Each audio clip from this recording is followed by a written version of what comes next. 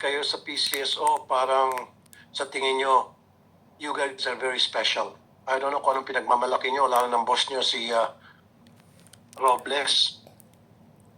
We sent a letter to you last several weeks ago para sa hearing na ito. And you sent us a letter saying hindi kayo makaka-attend lahat. And nagpa-reschedule ang PCSO. Nung magpa-reschedule kayo, tinanggap namin yung rescheduling ninyo, and then only for us to receive a letter stating na hindi na naman kayo makadalo. Ang yabang ninyo sa PCSO, ano bang pinagmamalaki ninyo? Anong meron sa PCSO? Samantalang lahat ng mga agency ng gobyerno, pag pinapatawag sa Senado, pumupunta kayo sa PCSO, hindi.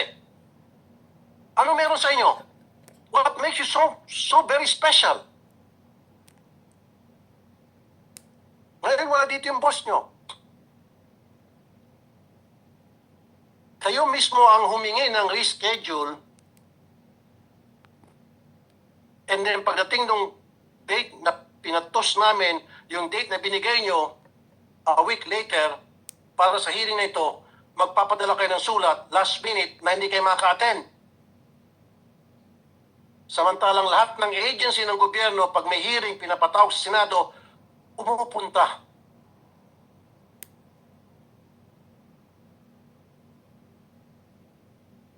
I'm sorry, kayong dalawa, baka magigisa kayo. Sinubo kayo sa Lions Den nitong boss nyo, na dapat ang boss nyo nandito, hindi kayo. No, let me speak first. Diba? Nagpadala kami ng invitation sa inyo ahead of time, way ahead of time. Hindi kayo kumibo. And then last minute, sinabi nyo hindi kayo maka-attend dahil launching ng e-lotto. At nag-request kayo ng reschedule for another week. Kayo pa mismo nagbigay ng date. And we said, okay. And then pagdating ng date na yon, the date before, hindi ulit kayo maka-attend. Lahat. Kung hindi pa ako nagbanta na magpe-privilege speech ako at ipapasapin ako kayo, hindi pa sana kayo mag-attend. May umattend nga, dadalawa lang. No, galit ako. Kasi lumilitaw na meron kayong pinagmamalaki. Nagmamayabang kayo sa PCSO. Go ahead, Attorney Contacto. I'm not mad at you because I don't know you. I don't have anything personal against you. Galit ako sa sistema na inilatag niyo na kung saan kayo po'y nagmamayabang diyan sa PCSO. Not you personally. I'm sorry. Kung ikaw ay na-offend, it's not about you. Good morning, Mr. Senator. First, we would like to First of all, I offer... would like to acknowledge the presence of Senator Robin Padilla. Senator, good morning. Ma'am. Okay, sir. First of all, we would like to offer our sincerest apologies for the non-attendance of our General Manager as well as our Assistant General Managers. To be frank, Your Honor, the only reason why we're requesting for an extension is because the launch of our PLS is due on October 1. Now, why is it of such importance? The current system that we are using as of now, Oh, let me cut you off. Nung kinansel nyo yung unang patawag namin, kayo mismo nagbigay ng date kasi sabi nyo meron kayong e-lotto launching, and then you guys gave us the date na available kayo. And then when we said, okay, sige, yung date na yon isa-set natin for next hearing, kayo pong nagbigay ng date, and then last minute, the day before, sabi nyo hindi kayo maka-attend. Lahat kayo, parang boycott. Ngayon sinasabi ko, ano bang pinagmamalaki ng PCSO? Ano meron sa inyo? Anak kayo ng mga Diyos? Your Anak Honor, kayo ng Diyos din sa PCSO? no, Your Honor. I would like to explain the reason for our requests. No, you don't have to request. Nagmamayabang kayo siguro that the least that you can do is apologize. Sir, that's just why I'm asking for an apology, Your Honor. And I'm explaining the absence of the resource persons who can explain and answer your questions in detail. No, ma'am, Attorney Contacto. remember, nung unang hearing na sinet namin, that was last week, and you were given notice way ahead of time, umuo kayo, and then last minute, sabi nyo, launching ng iloto. Wait a minute. And we said, okay. And then kayo mismo ang pumayag na i-set it, to set the hearing for another date. Okay? So, dapat nakapag-adjust na kayo. Dapat makita nyo na po yung schedule ninyo. Na kung pwede ba kayo hindi, a week later. And then, all of a sudden, hindi na kayo pwede. Come on. Come on. Mr. Senator, I have a copy of the letter that we sent. There was no mention of the iloto. What we have here is, we did mention Yung first letter ninyo is September iloto launching. 18. It was two agendas, Your Honor, that we raised in the first letter. So in the first paragraph is the launch of the iloto. In the second is the transition to PLS, sir. Right now, I cannot stress enough, sir, the reason why we need to focus on the PLS. And if you would allow me to explain, sir, this would explain the absence of our officials right now. As I was saying, sir, our ELDA, with the equipment lease agreement, which is the system that is currently being used by the PCSO, is set to expire on September 30. Okay. Ayokong ubusin yung oras natin, Atty. Contacto, dahil lang sa magpapaliwanag ninyo. Let's proceed na lang. Okay, Basta sir. the fact remains na ang yayabang nyo dyan sa PCSO.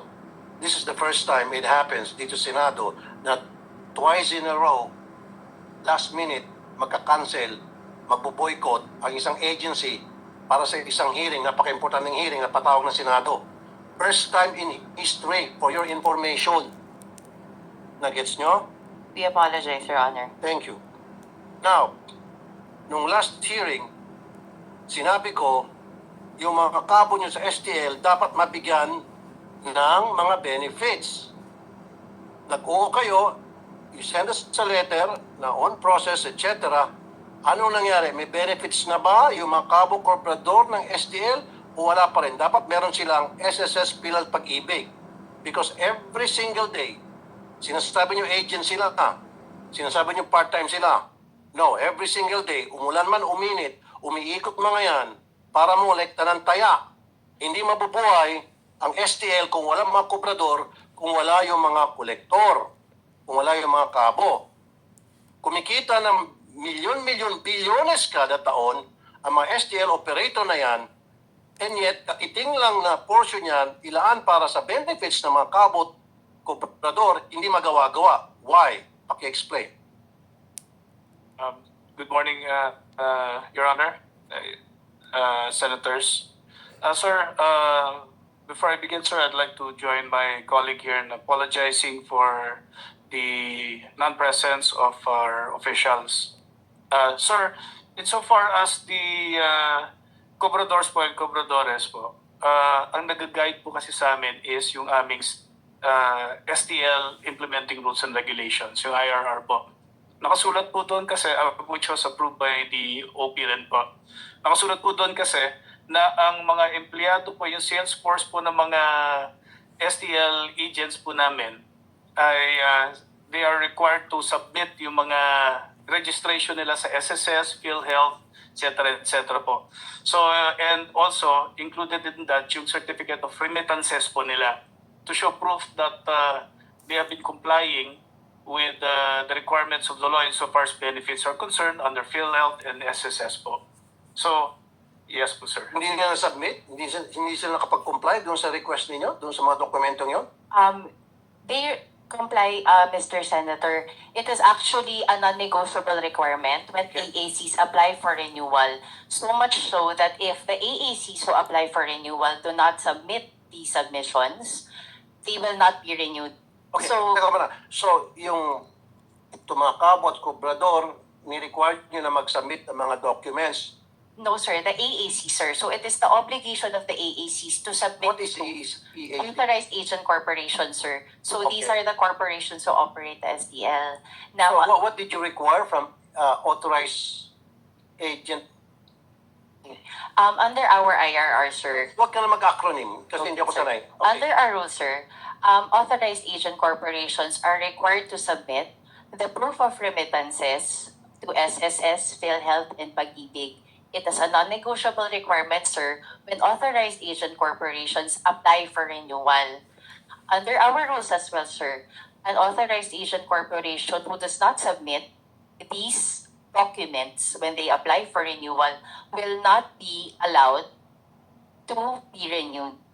This is also, sir, moreover, sir, the registration with SSS, PhilHealth, and Pag-ibig is also a non-negotiable requirement when a corporation rather applies as an STL-AAC, Authorized Agent Corporation.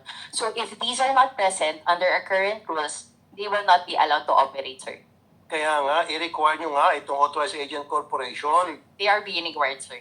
Kailan nyo i-require sila na i-submit those proper documentations, magko-comply sila, nang sa gayon, magkakaroon ng SSS, PhilHealth, Pag-ibig, ang mga kobrador at kabo. And I want it to happen kasi nung last time, nangako kayo sa akin na magkakaroon na, and this was months and months ago. Bakit hanggang ngayon wala pa? In response, we actually thank you, sir, for raising that to us. We are very appreciative of the points that you raised, as in fact, the agency took steps to address your questions. Now, regarding for the benefits of the cabos and cobradores, for the current IRR, we have about 20 AACs who applied for renewal and consistent with our rules. They were made to comply with the submission of the proof of remittances to SSS, PhilHealth, and Pag-ibig. In Teka muna, response, ano yung proof of remittances? proof of remittances of the benefits of the cabos and the other employees of the authorized agent corporation. No, attorney, all you need to do, baguhin nyo siguro yung IRR ninyo, ang dami pang pasikot-sikot, basta't i-require nyo ang inyo pong mga STL operators na sa oras na pagbukas nila ng kanilang franchise, matik, meron na agad SSS, PhilHealth, Pag-ibig ang lahat ng kobradores at lahat ng kabo. Yes, sir. Ganun lang kasimple, huwag na natin Yes. gawing komplikado. Yes, sir. We welcome that. So, when is this going to happen? We will try to do it as soon as possible, sir. Kailan as soon as possible? Give us a date. We'll confirm with management, sir, because we are still in the process of revising our IRR, the rules and regulations of the STL. So we will raise this with management to include the suggestion that you offered, sir. So, when nga? Kasi nung last time nag-usap tayo, sabi nyo, ASAP. This was months Okay, ago sir. last year.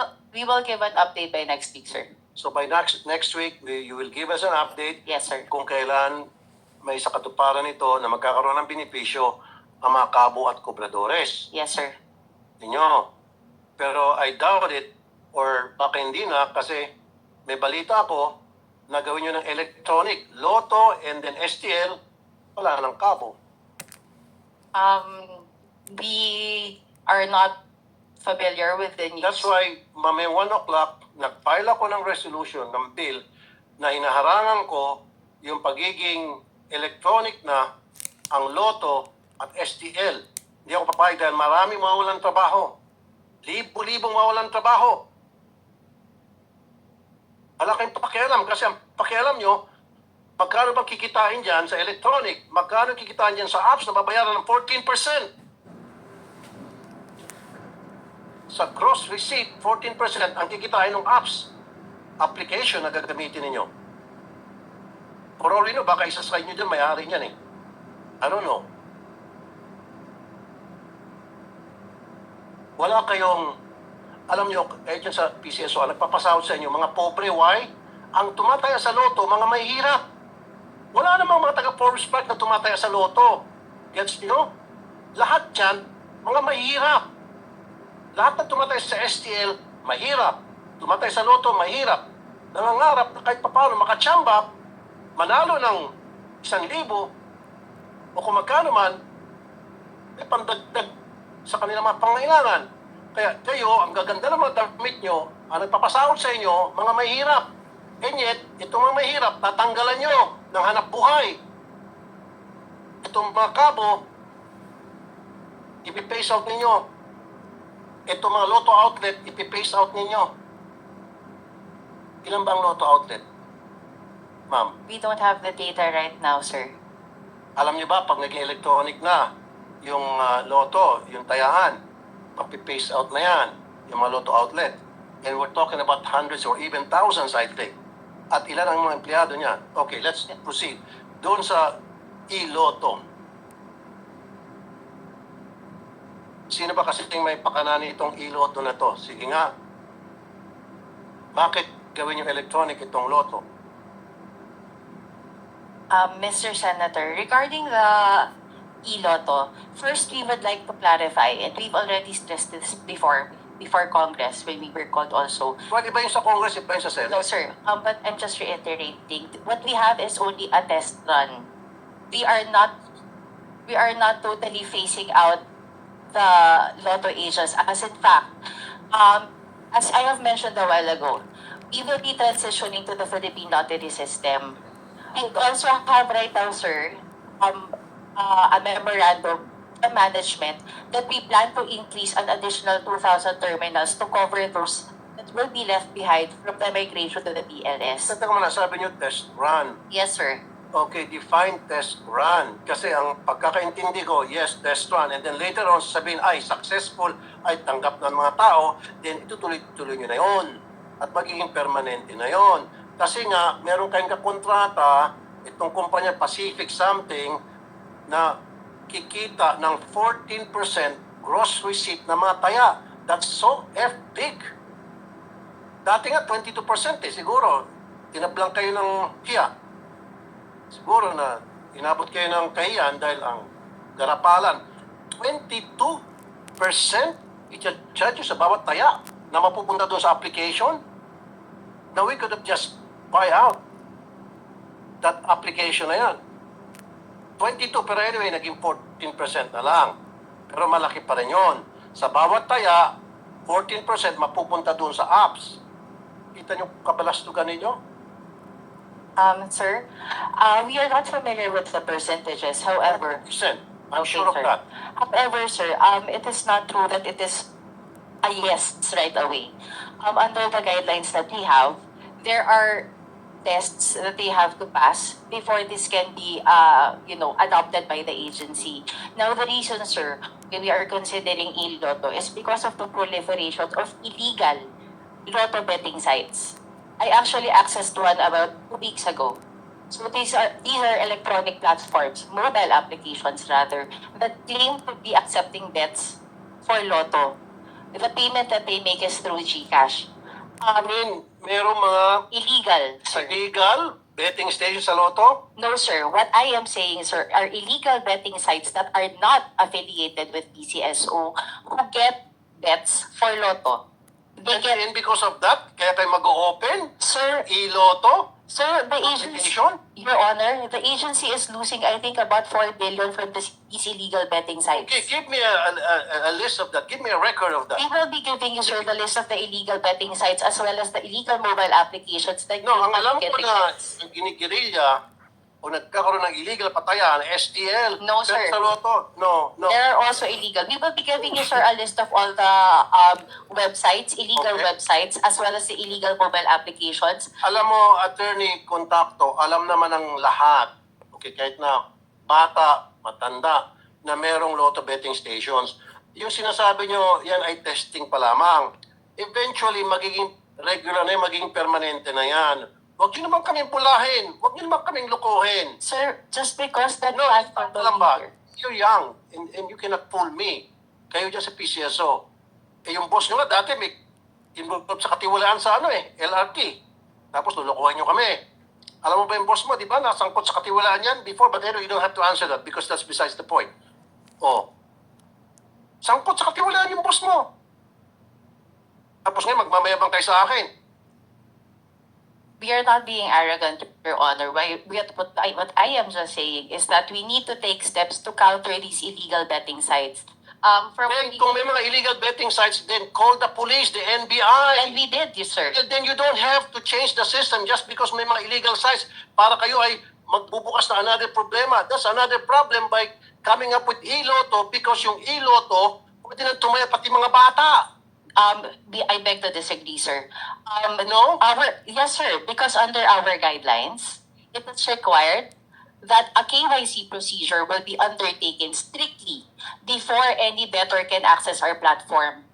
So the KYC that our platform has would require a potential better to submit two valid government IDs in the face scanning system. Halatang bago ka, halatang bagito ka. Okay, KYC, know your client. Yes. Pwede naman mag-utos ng mga bata, ng driver nila, ng kasambahay nila. Pwede utusan ng bata ang nakakatanda sa kanila. Ganun din yung ginawa ng isabong. May mga KYC din yung isabong. Pero, ano nangyari? Lahat tumataya. Nakakataya. No. Yung sinasabi mo KYC, naintindihan kita. Pero makakataya pa rin mga bata. Sabi ko kanina, pwede naman utusan ng mga bata ang mas nakakatanda sa kanila. Pwede na utusan yung kanilang driver. Pwede na utusan yung kanilang gardener. Pwede na utusan yung barkada nila. Pwede na utusan yung magulang ng kanilang tropa. Your Honor, if I may po, sir. Sir, just to clarify lang po. Sir, yung e-lotto po, actually, ang ni-launch pa lang naman po under the guidelines is test run para doon po sa system lang po. I think dito lang po yung sa 14%. Hindi pa po siya talaga fully operational sa market. If it Harangin ko yan. I'll do everything in my power. Harangin ko yan at hindi matutuloy yan. Trust me. yes, Your Honor.